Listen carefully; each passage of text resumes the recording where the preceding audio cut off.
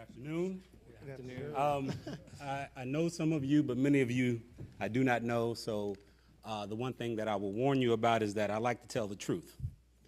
And since Sean tells me I don't get with Kellogg, I don't get an OG excuse to kind of use a little bit of time since we were at the beginning. But I will try to be as honest as I can with you about the work. I think that just first, a little bit about the Kellogg Foundation. I'll share with you that we really believe in the work that we're doing around young males of color, particularly African-American males.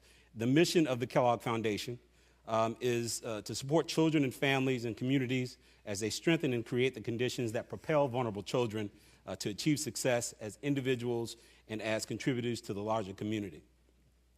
That is actually driven by some core values of the foundation. We believe in helping people help themselves. We believe all people have the inherent capacity to affect change in their lives. We believe that stewardship requires fidelity to the spirit and to the intent of our founder, Will Keith Kellogg. And we believe that innovation of thought and action leads to enduring positive change. Now, that is what gives us the space to do the work that we're doing. We have to be responsive to the needs of the children that we're facing. As many of you know, as of 3 years ago, most of the children under the age of 5 in this country are children of color. And for us, as the Kellogg Foundation, particularly the work that we're doing in our places, that is the truth. In places like Mississippi, in Louisiana, in New Mexico, we're talking about brown and black children who are the ones that are being left behind. In places like Detroit, our home, in Michigan, we're talking about those very children who are being left behind. I'm here as a representative of the Kellogg Foundation, and particularly our new CEO, Lejeune Montgomery Tabron. I don't know if any of you know her, but she is a dynamic person who's been at the Kellogg Foundation for 27 years, I think. And she speaks, when she talks about this work around repairing the breach, she talks about it from the perspective of being there when it was taking place. She says that this is in our DNA. It's part of what we have to do. She wants us to understand that we are recommitting ourselves to the work of supporting young black males in the communities in which we work. How does the work live? Currently, the work lives in place. So, talked about the inherent right of people to chart their own course.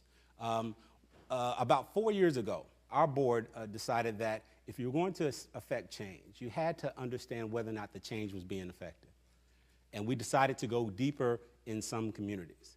Our home state of Michigan, particularly in Detroit and Battle Creek, our home base, and Grand Rapids, as well as some other places. New Mexico, where we had long relationships, and in New Orleans, because we had been there post-Katrina, and we believed that there was a lot of work to be done there, and then Mississippi, where we had a lot of long-term relationships. One of the things that I always talk about, and I tell our teams always, is that children don't live in programs. They don't even live in schools. They live in these families. They live in the communities where these families live.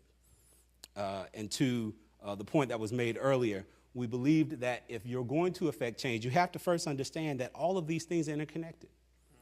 We take the approach of supporting work that links pieces together.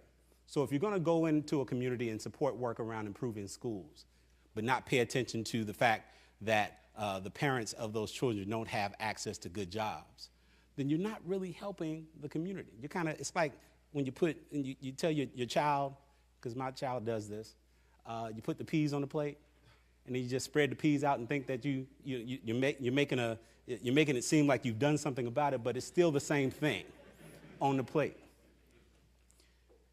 We believe that if you do not begin to make the linkages, this is what philanthropy can do, of saying that if we're going to support education improvement, then you have to support access to economic opportunity. You have to support parents' understanding of how they can better engage the school system, how they engage and speak for themselves when it comes to physical infrastructure. I live in a place now. I moved to Jackson from Battle Creek to lead all of our work in the region, and one of the things that I began to see was the inability of folks to understand that while we're trying to improve education in a place like Mississippi, if you don't pay attention to the legacy of race, and I'll get to that in a second, then you really are not trying to change what's happening on behalf of children. This approach is necessary. And one of the other core bodies of work that the Kellogg Foundation believes in is this notion of the legacy of race and racism in this country. Philanthropy has the luxury, where others may not, of addressing those hard pieces, those hard conversations as it relates to racism. And now, I'm not just talking about improving educational outcomes for kids and improving access to economic opportunity. All of those things are very important. I will talk a little bit more specifically about some of the work that we've done. And Sean, you have to tell me how much time. I was supposed to start my timer, Sean, and I did not. Oh, I got a minute and 10 seconds left. But we believe that philanthropy's ability to kind of foster this conversation in a safe space. We call it racial healing at the Kellogg Foundation. We don't talk about anything at the Kellogg Foundation. We don't talk about healthy kids, which is core to our work, educated kids, which is core to our work, secure families, which is core to our work, without saying, oh, but this country has a legacy around race that if you don't address, particularly for the kids that we care about, then you will not solve the problem. Now, real quickly, some of the work that we're doing in places like Mississippi and Louisiana. In Louisiana, one of the things that we're proud of is the way in which the community has begun to understand that you have to put children at the center. We just had a meeting of all of our grantees last week, and that was the core conversation, that if we're going to improve access to economic opportunity, how does that look in a child-centered city? So for us, and this is where young males of color, black males particularly, come in, is that you begin to understand, that's my timer, but I'll just take one more second. You'll begin to understand that if you fix these systems, if you give them access and pipelines, so we're working with the local community college to say that you need to understand that these young men are the ones in which you need to pull into your school to get them prepared for the economic opportunities that are coming around technology in New Orleans, around healthcare. They will be the drivers. We've mapped it out. We've come up with about 1,500 young men that could actually get jobs now, good paying jobs in New Orleans, if the systems worked together, from the community college to all the on the ground groups that are working with these young men, to the young men and their families themselves, getting them ready to be a part of the economic opportunity while you're addressing the unique history of racism in New Orleans.